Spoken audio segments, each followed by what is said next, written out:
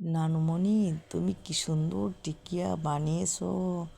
বললা যে টিকিয়া বানানোর কথা, আর আমি আর ঠিকই তুমি টিকিয়া বানিয়েছো। আমাকে একটু দাও না। হ্যাঁ, ভাজি তোমার জন্যই তো ভেজেছি সোনা পাখি আমার, ময়না পাখি আমার। তুমি তো অবশ্যই খাবে। এখন দাঁড়াও, এখন শুধু কেবল শেপে আনলাম। টিকিয়ার শেপগুলো বানিয়ে বানিয়ে তোমাদেরকে আমি রোল বানাই খাওয়াই, তোমাদেরকে আমি বিরিয়ানি করি, চিকেন বিরিয়ানি করি, মটন বিরিয়ানি করি, কত রকমের রান্না রান্না করে খাওয়াই। তা সেগুলো তোমরা মনে করবা না মরে গেলে যে না নানু আমাদের এত কিছু বানায় বানায় খাওয়াইতো। যাক, ভালো হয়েছে। আর একজনের যে কলিগ আসবে সেই জন্যই দাওয়াত করে গেল যে তুমি ভালো ভালো রান্না করো। তখন ভালো ভালো রান্না করার মধ্যে টিকিয়াটা ভাজছি, টিকিয়াটা ভেজে নিই। তারপরে এখন আবার তারপরে গরু মাংস বোনা করব। এরপরে আরও কী কী করা যায় দেখি, করা যাবে এই টাইমের শর্ট টাইমের ভিতরে তো সব কিছু করতেই হবে।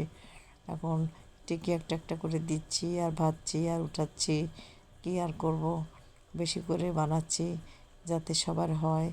না হলে তো আবার মনে করেন যে কম পড়ে গেলে তো প্রেস্টিজের ব্যাপার। প্রেস্টিজে বললেও তো একটা কথা আছে, হাজব্যান্ডের কলিগ আসবে, এদিক দিয়ে নাতনিরা আছে, তাদেরকে খাওয়াতে হবে, নিজেদের খেতে হবে। এই হলো জ্ঞান আমাদের কথা।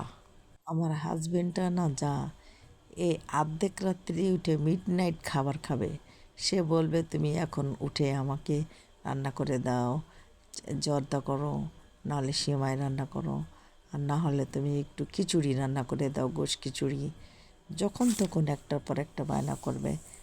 কী আর করব, স্ত্রী হয়ে জন্মেছি, আল্লাহর প্রদত্ত দেয়া জিনিস আমরা, স্বামীর হুকুম তো মানতেই হবে।